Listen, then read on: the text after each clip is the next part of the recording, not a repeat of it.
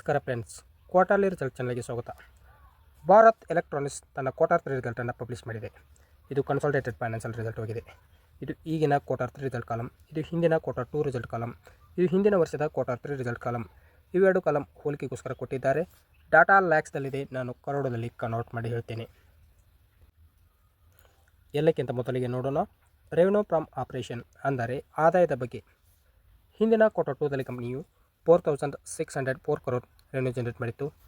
ಹಿಂದಿನ ವರ್ಷದ ಕ್ವಾರ್ಟರ್ 3ದಲ್ಲಿ ಕಂಪನಿಯು 4162 crore ರೆವೆನ್ಯೂ ಜನರೇಟ್ ಮಾಡಿತ್ತು.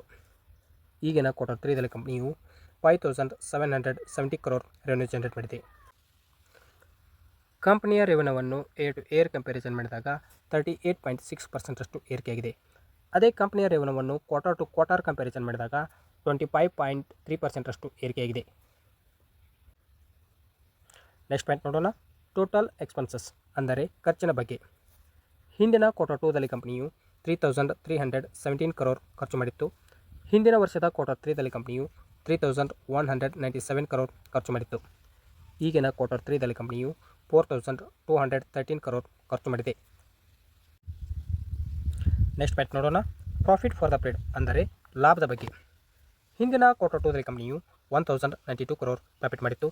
ಹಿಂದಿನ ವರ್ಷದ ಕ್ವಾರ್ಟರ್ 3ದಲ್ಲಿ ಕಂಪನಿಯು 860 crore ಪ್ರಾಫಿಟ್ ಮಾಡಿತ್ತು.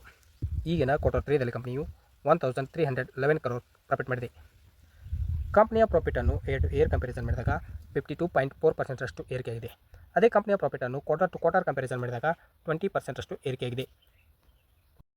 ನೆಕ್ಸ್ಟ್ ಪಾಯಿಂಟ್ ನೋಡೋಣ, ಅರ್ನಿಂಗ್ ಪರ್ ಶೇರ್ EPS ಪ್ರತಿ ಶೇರಿಗೆ ಎಷ್ಟು ಗಳಿಕೆ. ಹಿಂದಿನ ಕ್ವಾರ್ಟರ್ 2ದಲ್ಲಿ ಕಂಪನಿಯು ₹1.50. ಹಿಂದಿನ ವರ್ಷದ ಕ್ವಾರ್ಟರ್ 3ದಲ್ಲಿ ಕಂಪನಿಯು ₹1.17. ಈಗಿನ ಕ್ವಾರ್ಟರ್ 3ದಲ್ಲಿ ಕಂಪನಿಯು ₹1.79. ಕಂಪನಿಯ ಪ್ರಾಫಿಟ್ ಏರಿಕೆಯಾದಂತೆ EPS ಏರಿಕೆ ಆಗುತ್ತದೆ. ಅದೇ ಕಂಪನಿಯ ಪ್ರಾಫಿಟ್ ಇಳಿಕೆಯಾದರೆ EPS ಕೂಡ ಇಳಿಕೆ ಆಗುತ್ತದೆ.